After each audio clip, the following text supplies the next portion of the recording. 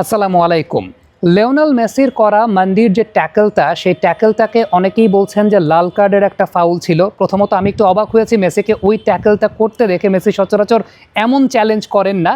তবে পৃথিবীর বিখ্যাত লেজেন্ডসরা কিন্তু সেই ব্যাপারটা নিয়ে বলছেন প্রথম দর্শনে তাদের কাছে মনে হয়েছে একদম প্রাইমারি রিয়াকশনে যে এটা একটা লাল কার্ডের ফাউল।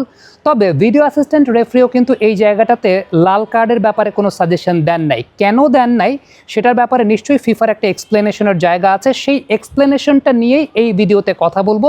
তার আগে একটা বিষয় বলে নেই, সেটা হচ্ছে আমি কোনো আর্জেন্টাইন ফ্যান না। 12 বছর ধরে টেলিভিশন চ্যানেলে ক্রীড়া বিশ্লেষণের কাজ করছি। সো আমার কাজটা বা আমার পেশাটাই হচ্ছে এই বিষয়গুলোতে আসলে এক্সপ্লেনেশন বা লটা কি সেই ব্যাপারগুলো খুঁজে বের করা। এক্ষেত্রে ফিফার যে এক্সপ্লেনেশনের জায়গাটা আছে, আসলে লাল কার্ডের ফাউল হতে গেলে সেক্ষেত্রে যেটা হতে হবে সেটা হচ্ছে সিরিয়াস ফাউল প্লে। আপনারা একটা এক্সপ্লেনেশন ঠিক এই মুহূর্তে দেখতে পাচ্ছেন, যেখানে লেখা রয়েছে সিরিয়াস ফাউল প্লে হতে গেলে এটার জন্য প্রয়োজন এক্সেসিভ ফোর্স এবং clear endangerment of an opponent. এবং এই জায়গাটাতে আলটিমেটলি যেটা খুব বেশি মাত্রায় প্রয়োজন সেটা হচ্ছে deliberate stamping or dangerous force. Since the referee gave no yellow or red, the on-field and VAR officials probably concluded it was an accidental collision or minimal contact without sufficient aggression or danger to meet the red card. এই জায়গাটা একটা বিষয় উল্লেখযোগ্য, সেটা হচ্ছে উপরের দিকে যদি যান লেখাটা, তাহলে সেখানে লেখা দেখবেন seems to come from momentum and positioning rather than an intentional stamp or reckless follow through. এই জায়গাটায় সিরিয়াস ফাউল প্লের এক্সপ্লেনেশনটা যদি আমরা দিতে যাই, তাহলে একটা বিষয় বলা আছে যে ইনটেনশনাল হতে হবে। বিষয়টা ইনটেনশনাল কিনা সেটা একটা বিষয়। দ্বিতীয়ত এক্সেসিভ ফোর্স ব্যবহার করা হয়েছে কিনা, রেকলেস একটা ব্যাপার ছিল কিনা, এরকম 3টা পয়েন্ট কিন্তু এই এক্সপ্লেনেশনে উঠে এসেছে। আরেকটা ব্যাপার বলা আছে সেখানে এটা কি একটা deliberate stamping or dangerous force ছিল কিনা, সেই বিষয়টাও কিন্তু বলা আছে, যেগুলো সিরিয়াস ফাউল প্লেয়ের জন্য আসলে এলিজিবল। এছাড়াও বলা আছে requires excessive force or clear endangerment of an opponent.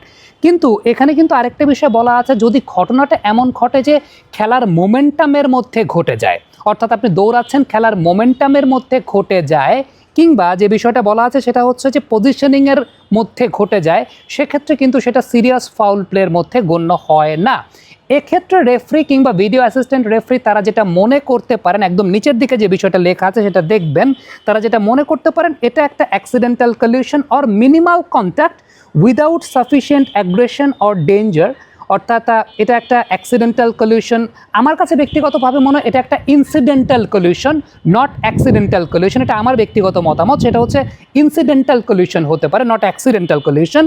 Minimal contact without sufficient aggression or danger, অর্থাৎ এই জায়গাটা minimal contact without sufficient aggression and danger, এভাবেই কিন্তু এক্সপ্লেনেশনটা ফিফার তরফ থেকে আসলে দেয়া আছে VAR প্রোটোকলের জায়গাটাতে, কিংবা IFABর যে প্রোটোকল রয়েছে লাল কার্ড দেওয়ার ক্ষেত্রে সিরিয়াস ফাউল প্লের ক্ষেত্রে এক্সপ্লেনেশনে, সেখানে কিন্তু এই বিষয়টা বলা আছে। তবে এই এক্সপ্লেনেশনের শুরুর জায়গাটাকেই যদি আমরা আবার একটু ডিকোড করার চেষ্টা করি, সেখানে যে বিষয়টা বলা আছে সেটা হচ্ছে that seems to come from momentum and positioning rather than an intentional stamp or reckless follow through. অর্থাৎ মোমেন্টাম এবং পজিশনিংয়ের মধ্যে আসলে এই ঘটনাটা ঘটেছে। Definitely it was foul, no doubt about that, definitely it was foul. কিন্তু সেটা লাল কার্ড কিংবা হলুদ কার্ডের ফাউল কিনা, আমার কাছে মনে হয় যে হ্যাঁ, রেফারি হয়তো বা হলুদ কার্ড দিতে পারতেন, বাট লাল কার্ডের ফাউলটা যে এক্সপ্লেনেশনটা আসলে এখানে দেয়া আছে, সেই এক্সপ্লেনেশন অনুযায়ী আসলে এটা লাল কার্ডের ফাউল হওয়ার কথা না, এবং সেই এক্সপ্লেনেশনটাই কিন্তু এখানে বলা আছে।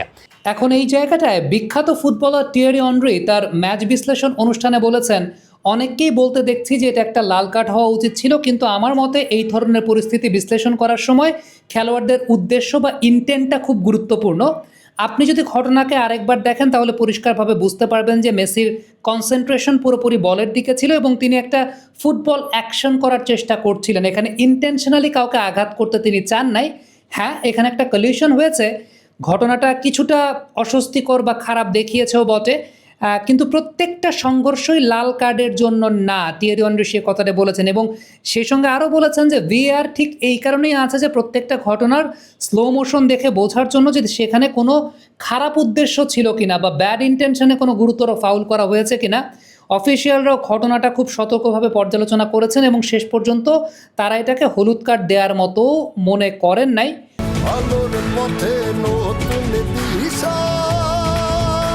আমাদের আলোর ভুবন প্রতিনিয়তই আলোকিত হচ্ছে ওয়ালটন LED লাইটের আলোয়।